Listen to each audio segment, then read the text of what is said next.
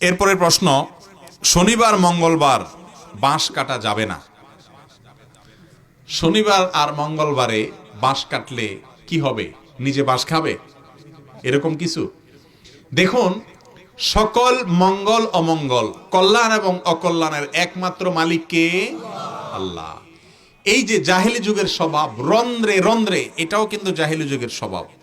অমুক দিন বাঁশ কাটা যাবে না, শনিবারে সফরে বের হওয়া যাবে না, সকালবেলায় অমুকের মুখ দেখলে শেষ, প্রথম কাস্টমার বাকি চাইলে শেষ ওই দিন।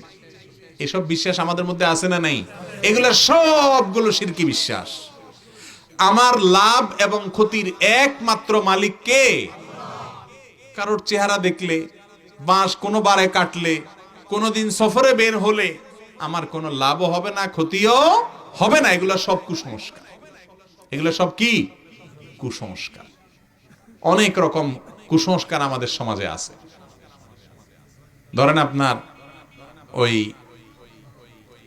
টাকার বাক্স বা দোকানদারদের যে ক্যাশ বাক্স, পাও লাগলে হেই সর্বনাশ, আর বরকত টরকত আসবে না।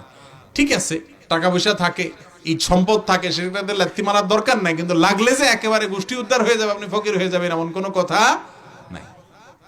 রাতের বেলা পানি বাহিরে ফেলাইতে হয় না, অমুক সময় নখ কাটতে হয় না, রাতের বেলা গাছের কোনো ফল ছিঁড়তে হয় না, এগুলো করলে ক্ষতি হয়। এরকম অনেক কুকথা আমাদের সমাজে চালু আছে না নেই?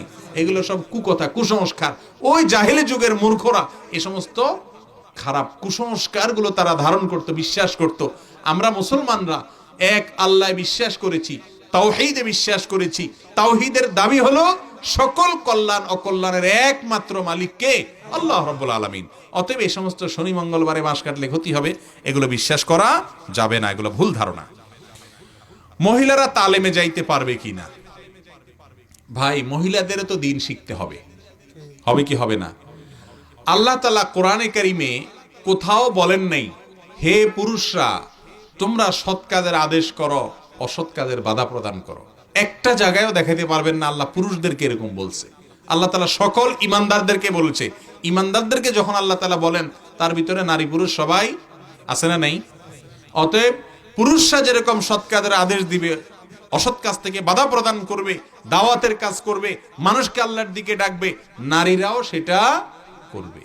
তবে পার্থক্য হলো, পুরুষরা যেভাবে সাধারণভাবে করবে, নারীদের প্রতি পর্দার বিধান থাকার কারণে এক্সট্রা, পুরুষদেরও আছে চোখের পর্দা, কিন্তু নারীদের সার্বিক পর্দার বিধানের কারণে আল্লাহ রাব্বুল আলামিন তাদেরকে কোমলমতি করে তৈরি করেছেন। নানা কারণে তাদের পর্দার জন্য আলাদা কিছু, তাদের দাওয়াতি কাজের জন্য আলাদা কিছু শর্ত আছে। নাম্বার 1, সফরের দূরত্বে যেতে পারবে না। আজকাল কিছু জমাত বাইর হয়েছে মহিলাদের, স্বামী টামি সব ফেলে রেখে তারা এক জেলা থেকে আরেক জেলা চলে যায় দাওয়াতি কাজ করতে। এই দাওয়াতি কাজ করা জায়েজ নাই। আবার আরেকটা গ্রুপ বাইর হয়েছে হিজবুত তাওহীদ, নাম শুনছেন আপনারা? এরা আসল ইসলাম শিখায়, ইসলাম না। বুঝতে পারছেন?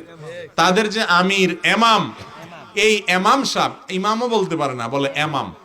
এই ইমাম সাহেবকে যদি ডাকেন আর বলেন আরবি গ্রামারের জবরজের দিয়া একটা পৃষ্ঠা না 2টা লাইন পড়ে দিতে পারে, তাহলে আমি পুরস্কার দেব তাকে, আমি।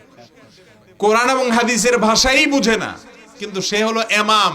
গোটা মুসলিম জাতিরা সবাই নষ্ট হয়ে গেছে, সে একা হকের উপর আছে, সবাইকে আবার নতুন করে বানাবে। কত রকমের গোমরাহি কিয়ামতের আগে আসবে।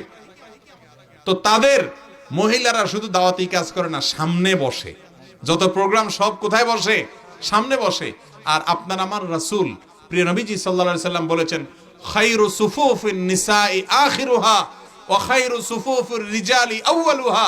পুরুষদের সফ, উত্তম সফ হলো সেটা যেটা সামনে থাকে, আর নারীদের উত্তম কাতার হলো সেটা যেটা পেছনে থাকে পর্দার খাতিরে, আর তারা সামনে রাখে। বুঝতে পারছেন কথা? তো এরা নাকি বড় ইসলামের অনুসারী। ভাইরা আমার, তো এই জন্য মহিলারা সেরকম দাওয়াতি কাজ করতে পারবে না যেটা করতে গিয়ে কোরআন হাদিসের খেলাফ হয়। হ্যাঁ, তারা নিজেদের মধ্যে পাশের বাড়ির মহিলাকে, পাশের বাড়ির আফাকে